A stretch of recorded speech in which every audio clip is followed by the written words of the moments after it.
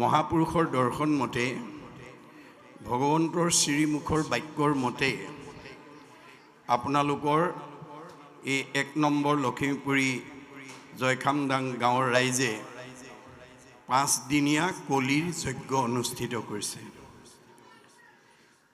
এইটো কলিৰ যজ্ঞ বুলি ভগৱন্তই যাবৰ সময়ত উদ্ধৱক কৈ থৈ গৈছিল। মূত চিত্ত দিয়া যিটো কৰৈ কৰ্ম ধৰ্ম তাৰ নাম যজ্ঞ সখী কৈলো ইটো মৰ্ম। মূত চিত অৰ্পণ কৰি যিবোৰ কৰ্ম কৰে সেইবোৰ যজ্ঞলৈ উত্তৰণ হয়। আৰু এই ৫ দিনীয়া যজ্ঞ কি যজ্ঞ? নাম যজ্ঞ, ভাগৱত যজ্ঞ, ভক্তি যজ্ঞ।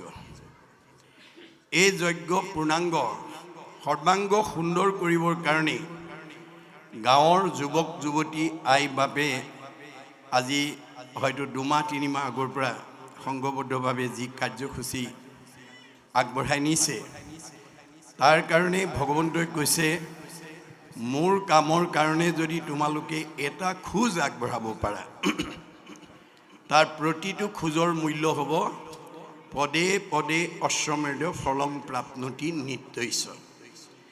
ভগৱন্তৰ কামৰ কাৰণে যদি আমি এটা খোজ আগবঢ়াব পাৰোঁ আমাৰ প্ৰতিটো খোজৰ মূল্য হ'ব এটা এটা অশ্বমেধ যজ্ঞৰ সমান অক্ষয় পুণ্য।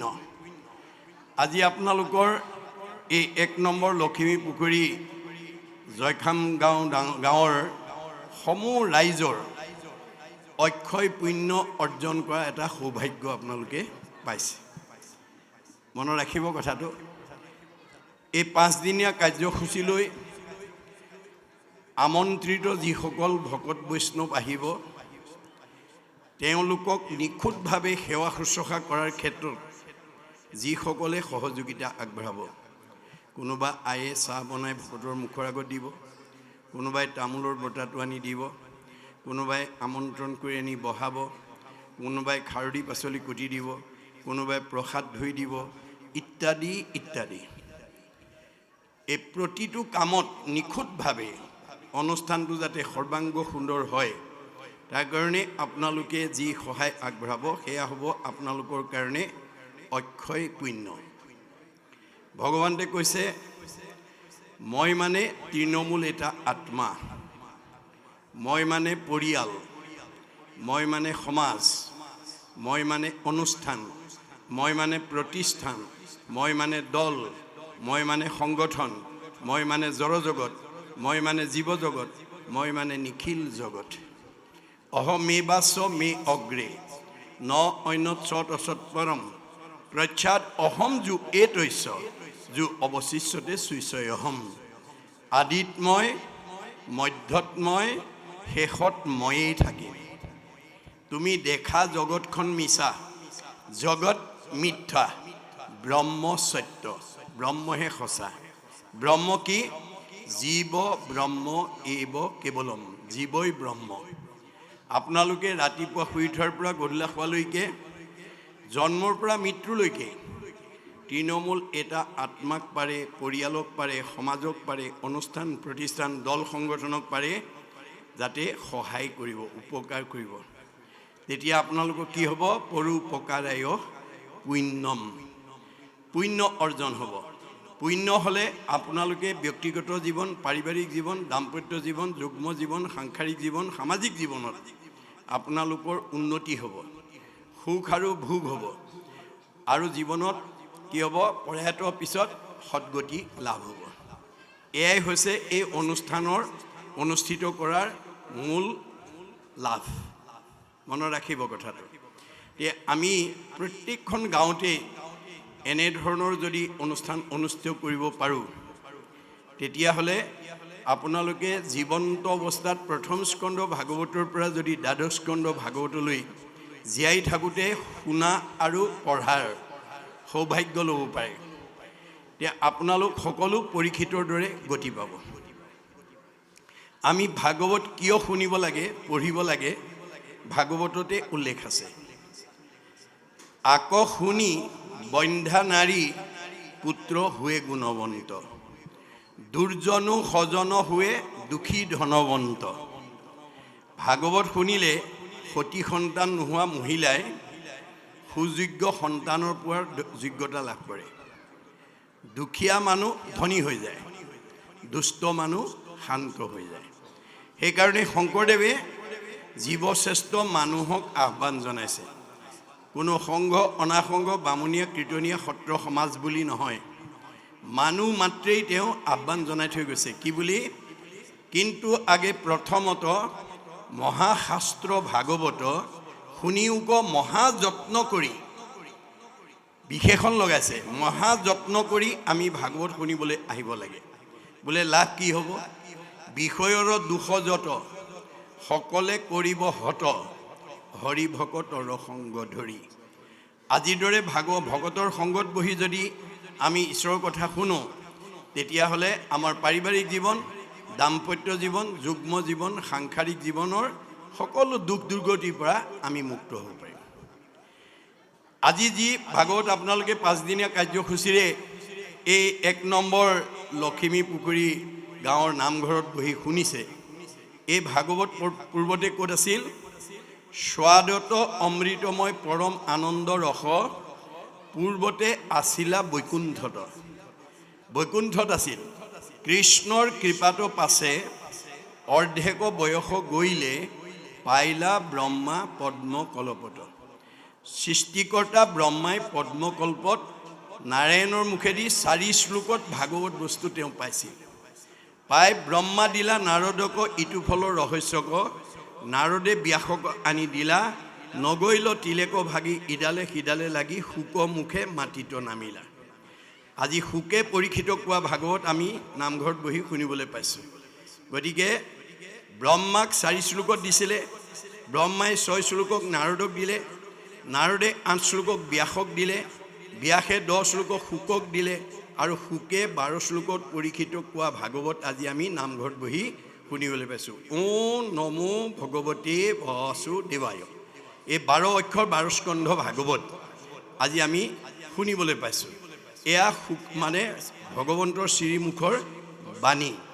গতিকে আমাৰ এই ভাগৱত শুনিবলৈ প্ৰথম ভাৰতবৰ্ষৰ কোন বাধ্য হৈছিল? যিজনক ভগৱন্তই ভাৰতবৰ্ষৰ শ্ৰেষ্ঠ বৈষ্ণৱ ৰজা কৰি জন্ম দিছিল। শ্ৰেষ্ঠ বৈষ্ণৱ কৰি জন্ম দিছিল। তৎসত্বেও তেওঁ অভিশপ্ত হৈ গ'ল। কোন? পৰীক্ষিত। পৰীক্ষিতক ভগৱন্তই ভাৰতবৰ্ষৰ শ্ৰেষ্ঠ বৈষ্ণৱ ৰজা কৰি জন্ম দিয়া স্বত্তেও তেওঁ অভিশপ্ত হৈ গ'ল। কিয়? তেওঁক যিটো প্ৰতিভা ভগৱন্তই দি পঠিয়াইছিলে, সেই প্ৰতিভাটো তেওঁ প্ৰয়োগ কৰিব নাজানিলে। বৈষ্ণৱৰ প্ৰতিভা কি? বৈশিষ্ট্য কি? সাধুৰ সেৱা, নাম ধৰ্ম কৰিবে কসাৰ, বৈষ্ণৱ বোলয় এহি তত্ত্ব আছে যাৰ। যে আপোনালোকৰ ঘৰৰ পৰিয়ালৰ ভিতৰত, সমাজৰ লোকৰ মাজত যাৰ সন্ত মহন্ত ভক্ত বৈষ্ণৱৰ প্ৰতি শ্ৰদ্ধা থাকিব আৰু যাৰ নামৰ প্ৰতি আস্থা থাকিব, সেই গুণ বিশিষ্ট ব্যক্তিজন ডেকা ল'ৰাই হওক কিংবা গাভৰু ছোৱালীয়ে হওক, বোৱাৰীয়ে হওক কিংবা শাহুৱেই হওক, পিতৃয়ে হওক বা মাতৃয়ে হওক, তেওঁ গুণত বৈষ্ণৱ। মনত ৰাখিব দেই। বৈষ্ণৱৰ ভকতৰ প্ৰতি শ্ৰদ্ধা থাকে আৰু নামৰ প্ৰতি আস্থা থাকে। দ্বিতীয় বৈশিষ্ট্য হ'ল, এনেধৰণে সংঘবদ্ধভাৱে কোনো নাম প্ৰসংগ, পাঠ প্ৰসংগ, ভাগৱত ব্যাখ্যা, ধৰ্মালোচনী সভা আদি বহিলে, একেলগে বহাৰ পিছত বৈষ্ণৱ গুণসম্পন্ন, ভকত গুণসম্পন্ন ব্যক্তিয়ে গ্ৰাম্য কথা নাপাতে, বিষয়ৰ কথা নাপাতে, ভকতৰ বিষয়ত নাহি আশকতি, কৃষ্ণ কথা শুনিবলৈ সদায় কৰে ৰতি। মানে বৈষ্ণৱ আৰু ভকত গুণসম্পন্ন জীৱটোৱে গ্ৰাম্য কথা নাপাতে, বিষয়ৰ কথা নাপাতে, ভগৱন্তৰ কথা এটা শুনি কেনেকৈ জন্ম জন্মান্তৰ কাৰণে অক্ষয় পুণ্য অৰ্জন কৰি জীয়াই থাকোঁতে শান্তি আৰু মৰিলে সদ্গতি পাব পাৰে, তাৰ কাৰণে সদায় অনুৰাগী হৈ থাকে। কিউৰিয়চিটি অফ মাইণ্ড, কৌতূহলী মন এটা লৈ থাকে। দ্বিতীয়তে, এই পৰিৱেশটো ভকতৰ বাদে অন্যত নাই।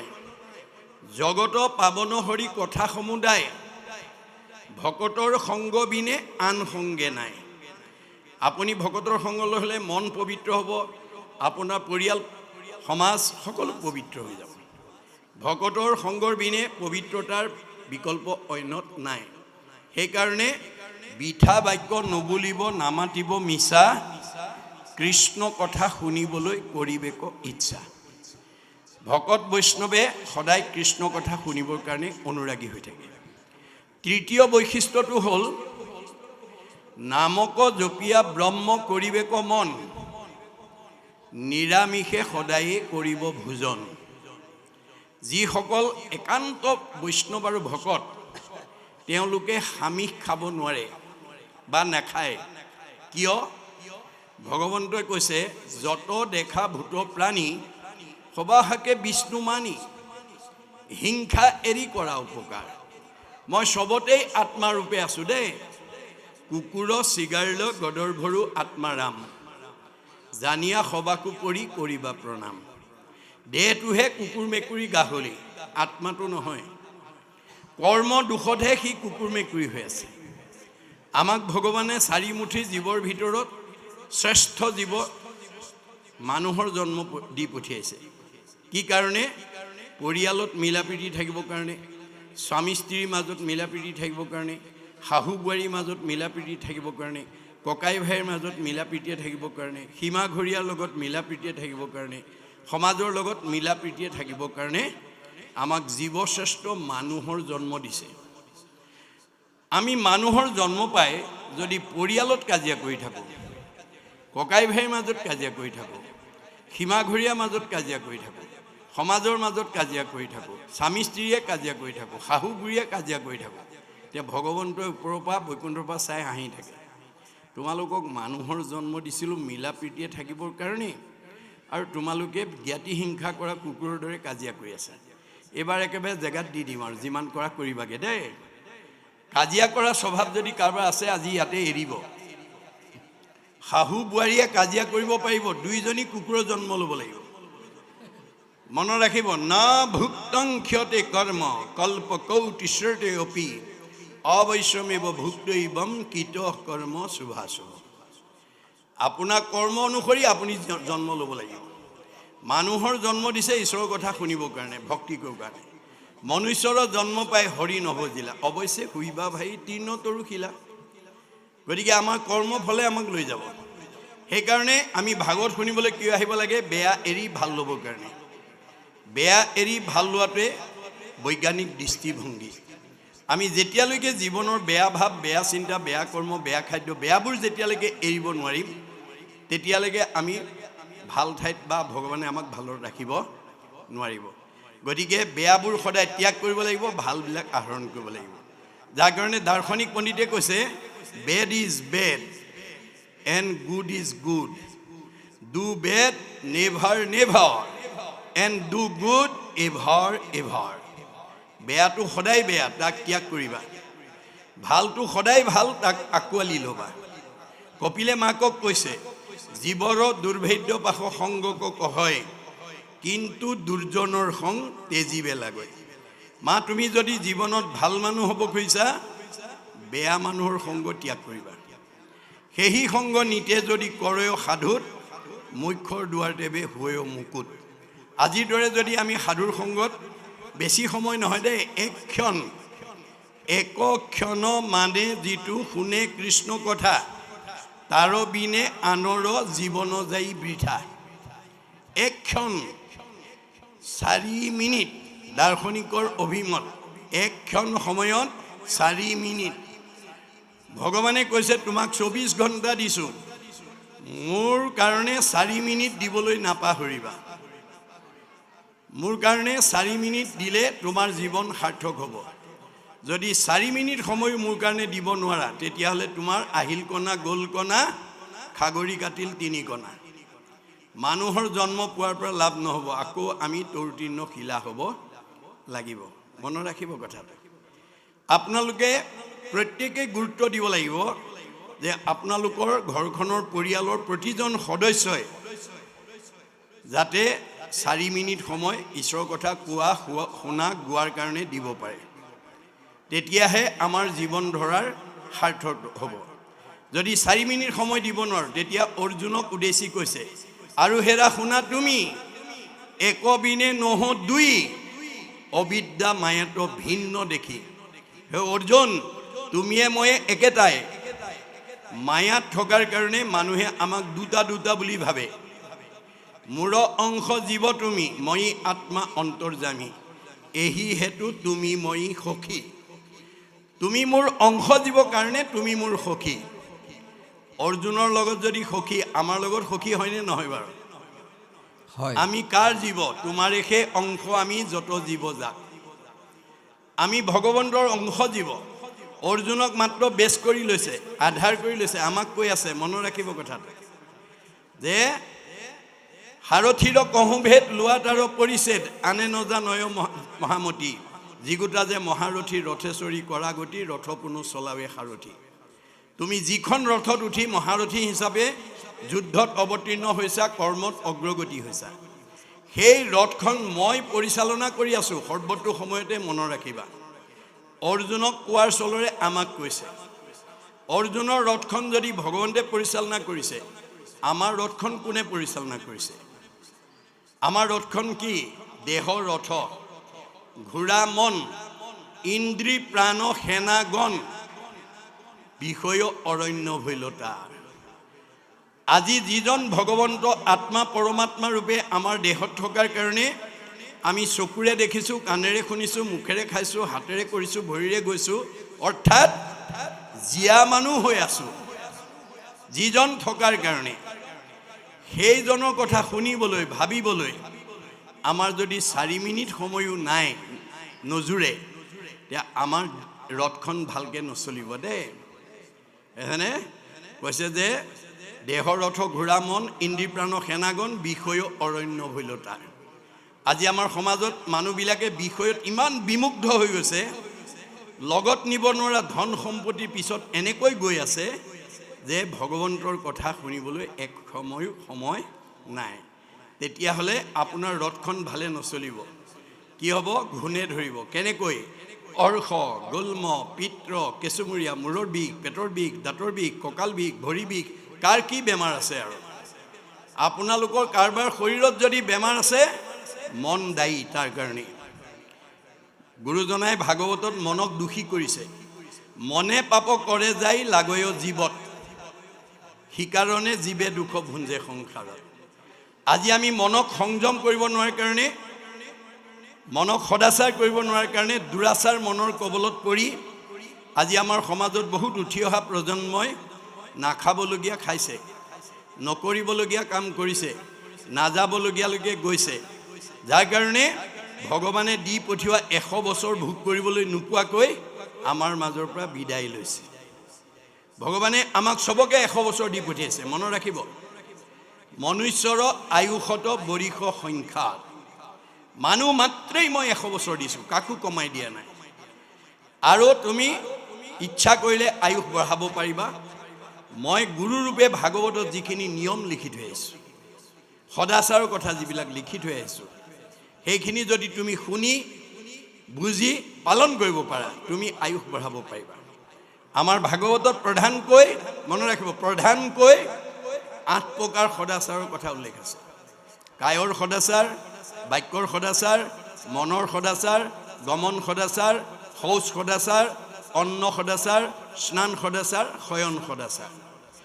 এই 8 প্ৰকাৰ সদাচাৰ যদি আমি শিকি লৈ পেলাই জীৱনত পালন কৰিব পাৰোঁ, পৰিয়ালক যদি ল'ৰা ছোৱালী শিকাব পাৰোঁ, আপোনালোকৰ ঘৰৰ কোনো ল'ৰা ছোৱালী 100 বছৰৰ আগত মৰিব নালাগে আৰু কাৰো শৰীৰত বেমাৰে আক্ৰমণ কৰিব নোৱাৰে।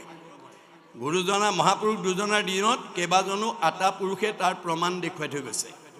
শংকৰ মাধৱৰ দিনত কেইবাজনো আটা পুৰুষে আহি শংকৰ মাধৱৰ ওচৰত ভাগৱত ব্যাখ্যা শুনিছিল, কিন্তু তেওঁলোকৰ এটা চাৰিত্ৰিক বৈশিষ্ট্য আছিল। গুৰুতকৈ শিষ্য সিয়ান, খুচৰি খুচৰি লয় জ্ঞান। নজনা কথাবিলাক চব শিকি ল'লে। শিকাওঁতা মাধৱদেৱ 107 বছৰ জীয়াই থাকিলে, শিকাওঁতা শংকৰদেৱ 120 বছৰ জীয়াই থাকিলে, কিন্তু তেওঁলোকৰ পৰা শিক্ষা লোৱা বদলা আটা 130 বছৰ। ৰাম আটাই 140 বছৰ, মথুৰা দাস আটাই 151 বছৰলৈ আয়ুস বঢ়ালে। ভগৱানে দিয়া বয়স 100 বছৰহে আছিলে। এই উপৰঞ্চি বয়সবিলাক কাৰ পৰা পালে? যিবিলাকে অনাচাৰ, বেভিচাৰ, ভ্ৰষ্টাচাৰ কৰিব, তেওঁলোকৰ পৰা আয়ুস কাটি নি নিয়ম মনাবিলাকক যোগ দিব। মনত ৰাখিব কথাটো। গতিকে আমাৰ প্ৰত্যেকখন গাঁৱতে আমি, আপোনালোকৰ আজি চিঠিখনত এটা কথা উল্লেখ নাই যে এইটো 5 দিনীয়া কাৰ্যসূচীৰে কিমান সংখ্যক ভাগৱত অনুষ্ঠান কৰিছে, সেই কথাটো উল্লেখ নাই। আপোনালোকে অনাগত দিনত ইয়াত কথাটো উল্লেখ কৰি যাব। কি কাৰণে? যে আপোনালোকৰ অনুজসকলে, অগ্ৰজসকলে এই নামঘৰত কিমান দিন ভাগৱত অনুষ্ঠান কৰি আধ্যাত্মিক নৈতিক দিশত মানে জ্ঞান প্ৰদান কৰি গৈছে, চিঠিখন চালেই যাতে তেওঁলোকে গম পায়। জৰ্জ বাৰ্নাৰ্ড শ্বই কৈছে, show me a book, I shall at once tell you about the history of the nation. Where there is a man behind a book, there is a book behind a man. এখন কিতাপত এটা জাতি সত্তা লুকাই থাকে, এজন ব্যক্তিৰ সত্তা কিতাপত লাগি থাকে। গতিকে পৰৱৰ্তী যুৱকসকলে আজি যিকেইজনৰ চেষ্টাত এই 5 দিনীয়া কাৰ্যসূচীৰে ভাগৱত অনুষ্ঠান হৈছে, আপোনালোকে এই অনুষ্ঠানটো এনেকৈ আগুৱাই নিয়াৰ পৰিকল্পনা কৰিব যে আমি 25 বছৰত ভৰি দিলে জাক জমকতাৰে ৰূপালী জয়ন্তী উদযাপন কৰিম। 50 বছৰত ভৰি দিলে সোণালী জয়ন্তী উদযাপন কৰিম। 60 বছৰত ভৰি দিলে হীৰক জয়ন্তী উদযাপন কৰিম। 75 বছৰত ভৰি দিলে মহাৰজত জয়ন্তী উদযাপন কৰিম। আৰু 100 বছৰত ভৰি দিলে শতবাৰ্ষিকী জাক জমকতাৰে উদযাপন কৰিম। এই পৰিকল্পনাৰে যদি আপোনালোকে এইখন গাঁৱৰ উঠি অহা প্ৰজন্ম বা সকলো জীৱক যদি ভাগৱতখন যদি প্ৰথম স্কন্ধৰ পৰা দ্বাদশ স্কন্ধ শুনাব পাৰে, তেতিয়াহ'লে এইখন গাঁৱলৈ অহা সকলো জীৱ পৰীক্ষিতৰ দৰে গতি পাব। মনত ৰাখিব কথাটো। সকলো জীৱই পৰীক্ষিতৰ দৰে গতি পাব। পৰীক্ষিতে যদি দ্বাদশ স্কন্ধ ভাগৱত শুনি গতি পালে, আমি পাম নে নাপাম?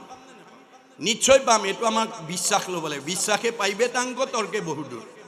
মহাত্মা গান্ধীয়ে কৈছে, ধৰ্মীয় দৰ্শনবিলাক বিশ্বাসৰ ওপৰত নিৰ্ভৰ কৰে। Religious beliefs are based on faith. ধৰ্ম দৰ্শন বিশ্বাসৰ ওপৰত নিৰ্ভৰ কৰে।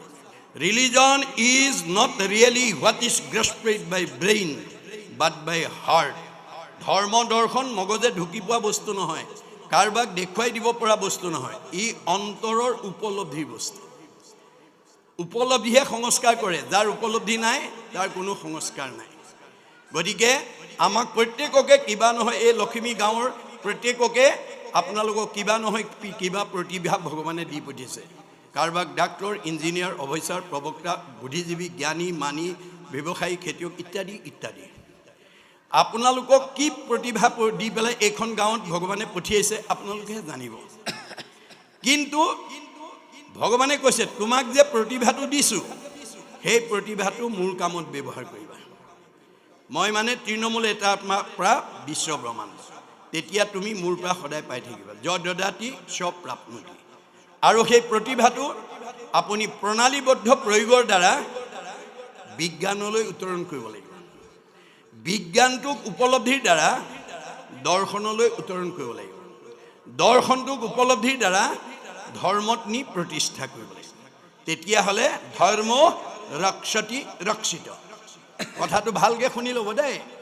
আপোনালোকক যিবোৰ প্ৰতিভা দিছে আপোনালোকেহে জানিব কি প্ৰতিভা পঠিয়াইছে, আপোনাক কি গুণ দিছে, কি প্ৰতিভা দিছে আপুনিহে জানিব।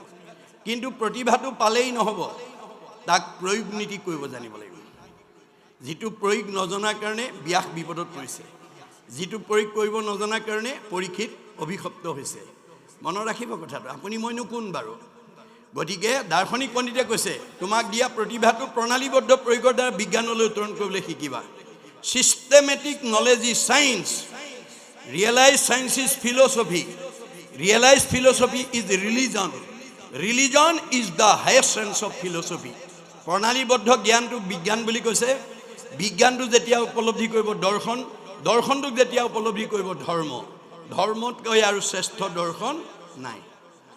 শংকৰদেৱে এটা বাক্যত বুজাই দিছে, যতেক দেখা খোজ সমুদায়, হস্থিৰ খোজত সবে লুকায়, এহিমতে যত বিশ্ব সমস্ত, কৃষ্ণতে জানা সবে যাই অস্ত। প্ৰকৃতি জগতৰ যিমানবিলাক জীৱ জন্তু আছে সকলো জন্তুৰ খোজ হাতীৰ খোজত লুকাই যায়। হাতীৰ খোজতকৈ আৰু ডাঙৰ খোজ একো প্ৰাণীৰে নাই।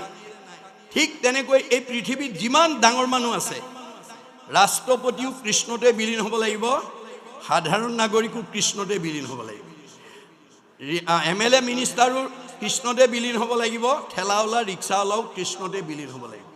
আপোনালোকৰ এইখন গাঁৱৰ ধনী মানুহজনো কৃষ্ণতে বিলীন হ'ব লাগিব, দুখীয়া মানুহজনো কৃষ্ণতে বিলীন হ'ব লাগিব। কৃষ্ণৰ ব্যতিৰেকে আৰু দ্বিতীয় নাই। সেইকাৰণে গুৰুজনাই কৈছে কৃষ্ণক পুজিলে পূজা সমস্তৰে হয়, পৃথকে পুজিলে পূজা কেহু নলয়।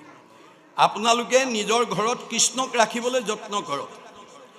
কৃষ্ণক আপোনালোকে মাতিব নালাগে, কৃষ্ণ নিজে আহিব আপোনালোকৰ ঘৰলৈ। কৃষ্ণই আপোনালোকৰ ঘৰ বিচাৰি আহিব। আমাৰ ভাগৱতত সেই নিয়মবোৰে কৈ আছে দেই। ভাগৱতত কেৱল নিয়ম আৰু পদ্ধতিৰ কথা কৈ আছে, জীৱনশৈলীৰ পদ্ধতি। গতিকে আমি ৰাতিপুৱা শুই উঠাৰ পৰা গধূলা খোৱালৈকে কেনেকৈ পৰিয়ালটো চলিব লাগিব, কেনেকৈ থাকিব লাগিব, কেনেকৈ খাব লাগিব, চব নিয়ম বান্ধি থোৱা আছে ভাগৱতত। মনত ৰাখিব কথাটো। গতিকে ভাগৱত নুশুনা নপঢ়া মানুহে জীৱনটো সঠিকভাৱে নিব নোৱাৰিব। কাৰণ বহুত ধন টকা পইচা গাড়ী মটৰ পকা ঘৰ দুৱাৰ থাকিব পাৰে, আপোনাৰ শৰীৰটো সুস্থ নহ'বও পাৰে, আপোনাৰ মনটো আনন্দত নাথাকিবও পাৰে, আপোনাৰ পৰিয়ালত মিলা প্ৰীতি নাথাকিবও পাৰে, স্বামী স্ত্ৰীৰ মাজত মিলা প্ৰীতি নাথাকিবও পাৰে, শাহু বোৱাৰীৰ মাজত মিলা প্ৰীতি নাথাকিবও পাৰে। পাৰ্থিৱ ধন টকা পইচা গাড়ী মটৰ পকা ঘৰ দুৱাৰে এইবোৰ আমাক আনি দিব নোৱাৰে। সেইকাৰণে কৈছে আন যত সবে মিছা, ভক্তিৰ অভাৱে। মনত ৰাখিব, ধন টকা পইচা গাড়ী মটৰ বহুত থাকিব পাৰে, কিন্তু শান্তি নাথাকিবও পাৰে। ভাগৱতত গুৰুজনাই দেখুৱাই থৈ গৈছে সুমংগলেই অমংগল জানা কৃষ্ণ বিনে, অমংগলেই সুমংগল কৃষ্ণৰ কীৰ্তনে। চব আছে, ঈশ্বৰৰ নাম নলয়, নাগায়, নকয়। সেইখন ঘৰলৈ এটাৰ পিছত এটা অমংগল আহি থাকিব। পাৰ্থিৱ ধন টকা পইচা গাড়ী মটৰে আপোনাক অমংগলৰ পৰা মুক্ত কৰিব নোৱাৰে, কেৱল ভকতি কৰিব লাগিব। এই আদৰ্শটো আনিব লাগিব। গতিকে আজি যিকেইজনৰ উদ্যোগত এই 5 দিনীয়া কাৰ্যসূচী হৈছে, এইটো কিমান বাৰ্ষিক বাৰু? প্ৰথম নেকি বাৰু? কিমান বছৰ হৈছে কাৰোবাৰ মনত আছেনে বাৰু? চতুৰ্থ। ঠিক আছে, চতুৰ্থ বৰ্ষ। আজি আপোনালোকৰ এই আদৰ্শটো চতুৰ্থ বছৰত ভৰি দিছে। গতিকে আপোনালোকৰ পৰিকল্পনাটো কেনেকুৱা হ'ব লাগিব যে আমি শতবাৰ্ষিকলৈকে লৈ যাম। কিন্তু আজি যিকেইজন উদ্যোক্তাৰ বা চিন্তাৰ কাৰণে আপোনালোকে চতুৰ্থ বছৰত 5 দিনীয়া কাৰ্যসূচীৰে ভাগৱত অনুষ্ঠান অনুষ্ঠিত কৰিছে, এওঁলোক হয়তো 100 বছৰলৈকে নাথাকিবও পাৰে, কালে হয়তো তেওঁলোকক নাৰাখিবও পাৰে। কিন্তু তেওঁলোকে যে এটা ভাল বীজ ৰুই দিলে, এটা ভাল অনুষ্ঠান যে এই গাঁওখনত প্ৰতিষ্ঠা কৰি দিলে, তেওঁলোক গুচি যোৱাৰ পিছতো চিৰ সজীৱ হৈ থাকিব। মনত ৰাখিবা দেই, চিৰ সজীৱ হৈ থাকিব।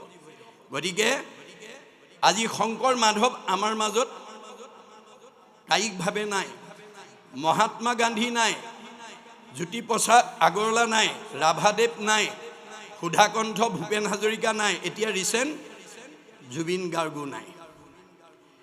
কায়িকভাৱে নাই, কিন্তু তেওঁলোকে সমাজলৈ যি অৱদান দি থৈ গ'ল, সেই অৱদানে তেওঁলোকক চিৰ সজীৱ কৰি ৰাখিব। আপোনালোকে আজি এই অনুষ্ঠানত অংশগ্ৰহণ কৰি এনেকুৱা এটা পৰিকল্পনা কৰিব, আমাৰ একাদশ স্কন্ধ ভাগৱতত কৈছে কৃষ্ণ বৈকুণ্ঠপৰায়ণ হোৱাৰ লগে লগে গোটেই দ্বাৰকা নগৰখন সাগৰত ডুব গ'ল। কিন্তু আজি কুপতি ৰুক্মিণী মন্দিৰটো সাগৰৰ মাজত জিলিকি আছে, আৰু সেই মন্দিৰটো চাই অহা ভকতো আমি লগ পাইছোঁ। কিন্তু গুৰুজনাৰ দৰ্শন, বেদৰ দৰ্শন, ভাগৱতৰ দৰ্শন হৈছে যে এতিয়া আমি সাগৰৰ মাজৰ ৰুক্মিণী মন্দিৰ বিচাৰি ফুৰিলে নহ'ব। আপোনালোকে এই 1 নম্বৰ লখিমী পুখুৰী জয়খাম দাং গাঁৱত জন্মগ্ৰহণ কৰি গাঁওখনৰ মংগলৰ কাৰণে, উঠি অহা প্ৰজন্মৰ কাৰণে, অনুষ্ঠানৰ কাৰণে, প্ৰতিষ্ঠানৰ কাৰণে, দহৰ উপকাৰৰ কাৰণে কি ভাল কাম কৰি থৈ গ'ল। সেই ভাল কামৰ আদৰ্শই হ'ব ৰুক্মিণী মন্দিৰ। দেহ দ্বাৰকা কাল সাগৰত আমাৰ এই দেহ দ্বাৰকা এদিন বিলুপ্তি হৈ যাব, কিন্তু আপুনি এৰি থৈ যোৱা আদৰ্শটোৱে আপোনাক চিৰ সজীৱ কৰি ৰাখিব। সেইকাৰণে আপোনালোকে প্ৰত্যেকেই ভাবিব যে আমি এইখন গাঁৱৰ উঠি অহা প্ৰজন্ম, সমাজ, অনুষ্ঠান প্ৰতিষ্ঠানৰ কাৰণে যাতে এটা সৎ আদৰ্শ এৰি থৈ যাব পাৰোঁ। যেনে আপোনালোকৰ গাঁওখনত কাৰোবাক হয়তো ভগৱানে আটাইতকৈ বেছি ধনী মানুহ কৰি পঠিয়াইছে। আপোনালোকৰ এই 1 নম্বৰ লখিমী পুখুৰী জয়খাম দাং গাঁৱত কাৰোবাক আটাইতকৈ বেছি ধনী কৰি পঠিয়াইছে। মই এটা উদাহৰণৰ কাৰণে কৈছোঁ দেই। আপোনালোকৰ গাঁৱৰ মানুহে জানিব আটাইতকৈ ধনী মানুহ কোন, আটাইতকৈ বিদ্যাৱন্ত কোন, আটাইতকৈ জ্ঞানী কোন, আটাইতকৈ বুদ্ধিমন্ত কোন, আটাইতকৈ সম্পদশালী কোন, আপোনালোকে জানিব। কিন্তু আপোনালোকক যে এটা বিশেষ গুণ আনতকৈ দি পঠিয়াইছে, আপোনাক ভগৱানে কৈছে যে তোমাৰ এই প্ৰতিভাটোৰ দ্বাৰা তুমি গাঁওখন, সমাজখন, উঠি অহা প্ৰজন্মক আগবঢ়াই নিয়াত অৰিহণা যোগাবা। গতিকে আপুনি যদি ধনী গাঁওখনৰ হৈ বহুত দুখীয়া ল'ৰা দামী কিতাপ পঢ়িব নোৱাৰে, মই নামঘৰৰ কাষতে এটা লাইব্ৰেৰী বনাই দি মোৰ নিজাববীয়াকৈ মই ভাল কিতাপ আনি লাইব্ৰেৰীত থ'ম, দুখীয়া ল'ৰাবিলাকে পঢ়ি জ্ঞান লাভ কৰি ভাল মানুহ হ'ব। এই বুলি যদি আপুনি এটা লাইব্ৰেৰী গাঁওখনৰ ধনী মানুহজনে বনাই দিয়ে, তেওঁ হয়তো এদিন গুচি যাব আমাৰ মাজৰ পৰা, কিন্তু তেওঁ সেই যে বনাই থৈ গ'ল লাইব্ৰেৰীটোত যিমান দিনলৈকে থাকিব, সিমান দিনলৈকে তেওঁ চিৰ সজীৱ হৈ থাকিব। এয়া হৈছে ৰুক্মিণী মন্দিৰ আদৰ্শ দেই, মনত ৰাখিব। গতিকে পৰীক্ষিতে সেই প্ৰয়োগ কৰিব নজনাৰ কাৰণে কি হ'ল, অভিশপ্ত হ'ল। তেওঁক ভগৱানে বৈষ্ণৱ কৰি জন্ম দিছিল। যে বৈষ্ণৱৰ বৈশিষ্ট্য কি, নকৰিব প্ৰাণী হিংসা মনে একোজন, সদায়ে চিন্তিব মাত্ৰ কৃষ্ণৰ চৰণ। বৈষ্ণৱ গুণসম্পন্ন মানুহে প্ৰাণী হিংসা নকৰে, কিন্তু তেওঁ প্ৰাণী হিংসা কৰিবলৈ গুচি গ'ল। তেওঁ বৈষ্ণৱ কৰি পঠিয়াইছিলে। প্ৰাণী হিংসা কিয় নকৰে বৈষ্ণৱে, ভগৱানে কৈ থৈছে, যত দেখা ভূত প্ৰাণী সবাহাকে বিষ্ণু মানি, হিংসা এৰি কৰা উপকাৰ। মই চবতে আছোঁ দেই, মই চবতে আছোঁ, কুকুৰৰ চিগাৰেলৈ গদৰ ভৰু আত্মাৰাম। গতিকে পাৰিলে কাৰোবাক উপকাৰ কৰিবা, কাকো হিংসা নকৰিবা। এই কথাটো কৈ এই জ্ঞানটোৰ কাৰণে, এই সদ্গুণৰ কাৰণে গুৰুজনৰ দিনত আমাৰ অসমৰ এগৰাকী মহিয়সী নাৰীয়ে এই তথ্য দাঙি ধৰি অলৌকিকক লৌকিক কৰি, অবাস্তৱক বাস্তৱ কৰি জগতলৈ খ্যাতি এৰি থৈ গৈছে। কোনে? ৰাধিকা সতীয়ে। মনত ৰাখিব, ৰাধিকা সতীয়ে গুৰুজনৰ ওচৰত কি বুলি কৈছিল, গুৰুদেৱ মোৰ সতীত্ব গুণৰ প্ৰথম বৈশিষ্ট্য হৈছে ভগৱন্তৰ সৃষ্টিৰ সকলো পঞ্চভৌতিক প্ৰাণীতেই ভগৱান আছে বুলি জানি মই সকলোকে দয়া, মৰম, চেনেহ আৰু ৰক্ষণাবেক্ষণ দিওঁ। জয়ন্তী বদতি প্ৰভু শুনিও গোসাই, সমভাৱে ভূত দয়া কৰোঁ সদায়। সকলো প্ৰাণীতে ভগৱান আছে বুলি জানি মই সকলো প্ৰাণীকেই শ্ৰদ্ধা, ভক্তি, মৰম আৰু ৰক্ষণাবেক্ষণ দিওঁ। আৰু কি কৰা? স্বামী তপ, স্বামী জপ, স্বামী কৰোঁ ধ্যান, স্বামীৰ কুশল বিনে নিচিন্ত আন, স্বামীক নুসুধি ক'তো নকৰোঁ গমন, স্বামীক নিদিয়া অগ্ৰে নকৰোঁ ভোজন, ভাল উপদেশ দিয়া চলাওঁ স্বামীক, মাস মধ্যে একবাৰ কৰোঁ সুৰতিক, স্বামী বিনে পৰ পুৰুষক দাসীটো, কাম ভাৱে নাচাওঁ আৰু কথা ক নাপাতো, যদি স্বামী মন্দ কৰ্ম কৰে আচৰণ, মিষ্ট বাক্য কৰি তাক কৰোঁ নিবাৰণ। মোৰ স্বামীয়ে যদি কিবা ভুল কৰা দেখোঁ, মই মধুৰ বাক্যৰে স্বামীক ভাল পথলৈ ঘূৰাই অনাৰ চেষ্টা কৰোঁ। এতিয়া গুৰুজনে সুধিলে, কেনেকুৱা বেয়া কামলৈ গ'লে তুমি অগ্ৰাধিকাৰ দিয়া? বোলে কলি থকা ঠাইলৈ যদি যায়। কলিনো ক'ত থাকে? পৰীক্ষিতে কলিক নিগ্ৰহ কৰিছিলে, 4টা ঠাই দিছিলে। নিৰপতি বুলন্ত কলি তোক দিলো স্থান জৈত খেলে জুৱা পাশা কৰে মদ্যপান স্ত্ৰী পঞ্চ শুনা গৃহস্থৰ থাকে জৈত এহি চাৰি স্থান দিলো বংশ গয়াতৈত এই চাৰিটা ঠাইত কলি থাকে মনত ৰাখিব দেই মদ ভাং খোৱা জুৱা পাশা খেলা পৰস্ত্ৰী আসক্ত হিংসা ধৰ্ম মদ খোৱাত কিয় বাধা দিয়া মাদ্যতি যত্তত মদ্যম মদ খালে নিচা লাগে বুদ্ধি লুম্পতি যত দ্ৰব্যম মদকাৰী তদচ্ছদে মদ খালে বুদ্ধি সৎবুদ্ধি বিনাশ হৈ যায় অসৎ বুদ্ধি ফালে গতি কৰি যায় গতিকে মোৰ স্বামীয়ে যাতে নিচাযুক্ত বস্তু খায় সৎবুদ্ধি পৰা অসৎ বুদ্ধিলৈ যাতে যাব লগা নহয় মই তেওঁক ভাল উপদেশৰ দ্বাৰা ঘূৰাই আনো কাৰণ বিবাহ সম্বন্ধে পুৰুষৰ অৰ্ধাংগিনী স্বামী বুলি ধৰ্ম কৰ্ম পাই অৰ্ধকিনী মই যিদিনাখনেই বিবাহ পাশত আবদ্ধ হ'লোঁ মই স্বামীৰ অৰ্ধাংগিনী ৰূপে পৰিগণিত হ'লোঁ